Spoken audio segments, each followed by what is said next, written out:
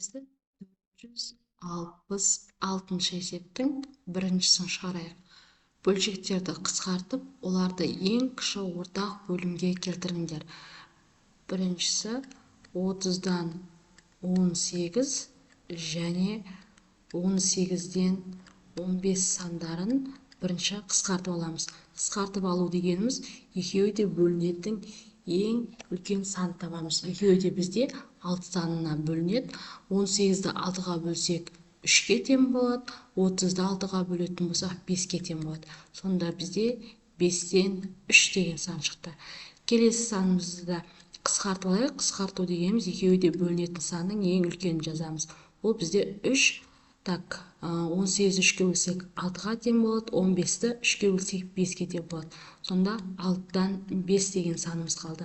Енді ең кіші ортақ бөлімге келтіреміз. 6 және 5 сандары екеуіне де бөлінетін санды табамыз. Ол бізде 30. 30 болу үшін біз бөлшекті 6-ға көбейту керекпіз. Бөлшектің бөлімін 6-ға көбейткендіктен алымын да 6 санына көбейтеміз. Сонда 30 болады, ал алымы 18-ге тең екен. Келесі екінші санда бөлшектің бөлімі 30-ға келу үшін бөлшекті біз 5-ке көбейту керекпіз. Сонда 30-дан 25-ке тең болады. Келесі екіншісі 40-дан 28 және 45-тен 10 деген сандар. Екеуі де бөлінетін санның ең үлкенін жазамыз. Ол бізде 8-ге бөлінеді. 7-ге бөлінеді, 7 бөлінбейді. 44-ке бөле берейік. 4-ке бөлсек 7 болады. 4-ке бөлсек 10 болады. Сонда 10-нан 7 деген сан шықты. Екінші бөлшекке қарайық. Екеуі де бөлінетін сан. Ол бізде 5, 2 болады, 9 болады. Сонда 9-дан 2. Енді ортақ бөлімге келтіру үшін 10 саны мен 9 саны бірдей бөлінетін санды табамыз. Ол бізде 90. 90 болу үшін бірінші бөлшекті 9-ға көбейтеміз. Сонда ол 90-нан 63 саны болса, ал екінші бөлшегіміз 90-нан 10-ға көбейтеміз. Сонда 20-ға тең болады екен. Келесі үшіншісі 105-тен 49 саны. Екінші бөлшегіміз 36-тан 27 саны. 105 пен 49 саны бірдей бізде 7 санына бөлінеді. 7 болады. 105-ті 7-ге бөлсек 15 болады. Сонда 15-тен 7 қалады екен. Ал екінші бөлшегіміз екеуі бірде бізде 9-ға бөлінеді. 3 болады, 4 болады. Сонда 4-тен 3 болады. Бөлшектің бөлімінде қараймыз. Бірі 15, бірі 4. Екеуі де бөлінетін сан бізде 60. 60-ға келу үшін біз 15-ті 4-ке көбейту керекпіз. Ал мына жерде 60-ке келу үшін 15-ке көбейту керекпіз. Сонда 28 болады, бөлімі 60 болады. Екінші бөлшектің алымы бізде 45 болады, бөлімі 60-ға тең болады екен. Келесі төртінші есебіміз 90-нан 60. Екінші санымыз 50-ден 15. Тең екеуі бірдей бөлінеді бізде 30 санына. 30 санына бөлсек 3 болады, мынау 2 болады. Сонда 3-тен 2-ке тең. Екеуі бірдей бөлінеді бізде 5 санына. 3 болады, 10 болады. Сонда 10-нан 3-ке тең болады. Енді бөлшектің бөліміне қараймыз. Бірі 3 саны, бірі 10 саны. Екеуіне де бөлінетін сан ол бізде 30. 30-ға келу үшін 10-ға көбейтеміз. 30-ға келу үшін 3-ке көбейтеміз. Сонда 20 болады, алымы бөлімі 30 болады екен. Сонда 30-дан 20 деген сан құралады екен. Келесі бөлшегіміз 30-ға көбейтсек 30, 9. Сонда 30-дан 9 деген сан құралады екен. Келесі 5-ші есебін шығарайық. Бесіншісі 20-дан 10 және 24-тен 8 және 45-тен 9 деген сандар. Тең деп жалғастырып қояйық. Бірінші бөлшекте бөлшектің алымында бөлімінде 10 санына бөлек, сонда 1 болады, 2 болады. 2-ден 1 деген сан қалды. Келесінде екеуінде 1-де 8 санына бөлсек 1 болады, 3 болады екен. Келесі 9-ға бөлсек 1 болады, 5 болады. Сонда 3-тен 1 деген сан қалды және 5-тен 1 деген сан қалды. Бізде бөлшектің бөліміндегі сандар 5, 3, 2, үшеуінде бөлінетін сан 30 деген санға келтірейік. Сонда 30-ға келу үшін 15 санына көбейту керекпіз. 30-ға келу үшін 10 деген санға көбейту керекпіз. 30-ға келу үшін 6 деген санға көбейтуіміз керек. Сонда бөлшектің алымында бөлімінде 15 санға көбейтсек 15 болады, бөлімі 30 болады екен. Келесі 10 болады, бөлімі 30 болады. Келесі 6 болады, бөлімі 30-ға тең болады екен. Келесі 6-шы есебіміз 44-тен 22 тең деп қояйық.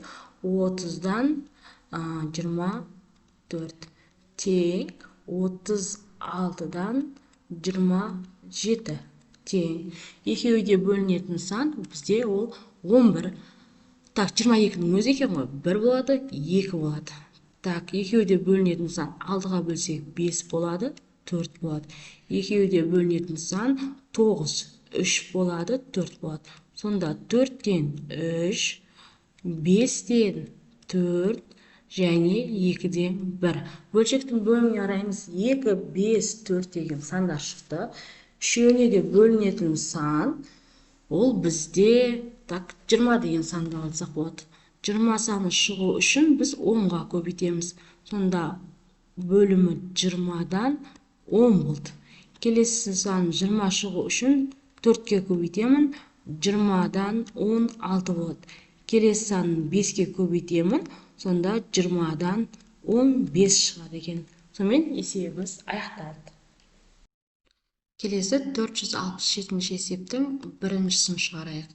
Натурал санды берілген аралас санмен бөлімдері бірдей болатын аралас санға айналдырып жазыңыздар. Біріншісінде 2,3-тен 1 санын жазып қояйық. Енді 7 санын аралас санға айналдырып жазамыз. Және оның бөлімі 3-ке тең болу керек. Яғни 7-ден 1-ді азайтып аламыз. Ол бізде 6-ға тең болады. 3 бөліміне алымына да 1-ді жазамыз. Сонда 3-ті жазамыз. Сонда 3-ті 3-ке бөлсек 1, оған 6-ға 1-ді қоссақ 7 айналып шығады. Сонда 7-ні аралас сан түрінде жазатын болсақ 6,3-тен 3-ке тең болады. Келесі екіншісі 5,8-ден 3. 4 санын аралас санға айналдырып жазайық, және бөлімі 8-ге тең болады. Ол үшін 1-ді азайтамыз, сонда 3 болады, 8-ден 8 болады екен. Келесі үшінші санымыз 5,11-ден 5. 9 санын аралас санға айналдырып жазу керекпіз. 8 болады, 1-ді азайтып жіберетін болсақ, 11 бөліміне алымына да 11-ді қоямыз. Келесі 4-ші есебін жазайық. 6,12-ден 7. 11 санының аралас санға айналдырып жазайық. 10 болады, 12 алымына да бөліміне де 12-ні жазамыз.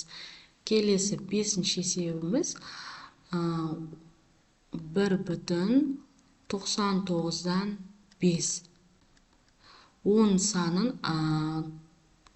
аралас сан түрінде жазу үшін 9-ды аламыз, 99-ды бөліміне де алымына да жазамыз. Келесі 6-шы есебін жазайық. 13,5-ден 1. Так, 9 санын жазып қояйық. Аралас сан түрінде жазу үшін 8-ді аламыз, 5-ді бөліміне де алымына да жазамыз. Келесі 7-ші есебіміз 3,4-тен 1 8 санын аралас түрінде жазу үшін 7-ні жазамыз. 4-ті алымына да бөліміне жазады екенбіз. Келесі 8-ші есебіміз 6,9-дан 5. Так, 5-ті жазамыз. Оны аралас санға айналдыру үшін 4-ті аламыз да 9-ды алымына да бөліміне де жазады екенбіз. Келесі 468-ші есептің біріншісін шығарайық. 3,7-2 саны бөлімі 21-ге келу үшін біз көбейтеміз 3 санны. Сонда 3,21-ден 6-ға тең болады. Келесі екіншісі, яғни әсі 3,7-ден 2 саны бөлімі 49-ға келу үшін 7-ге көбейтеміз. Сонда 3,49-дан 14-ге тең болады. Келесі бұсы 3,7-ден 2 санын бөлімі 56 санына келу үшін біз көбейтеміз 8-ге. Сонда 3,7-ні 8-ге бөлсек 56 алымында 16-ға тең болады екен.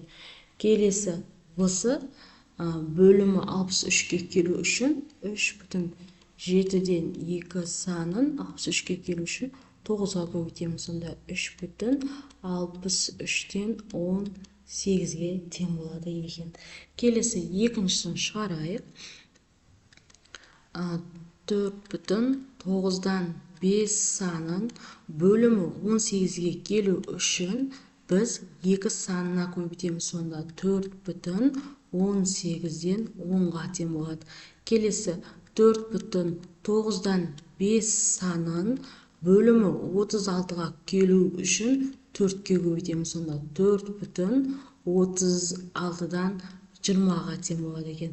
Келесі 4,9-дан 5 саны бөлімі 45-ге келу үшін 5-ке көбейтеміз. Сонда 4,45-ден 25-ке тең болады екен. Келесі 4,9-дан 5 санын бөлімі 54-ке келу үшін 6-ға көбейтеміз. Сонда 4,54-ден 30-ға тең болады екен.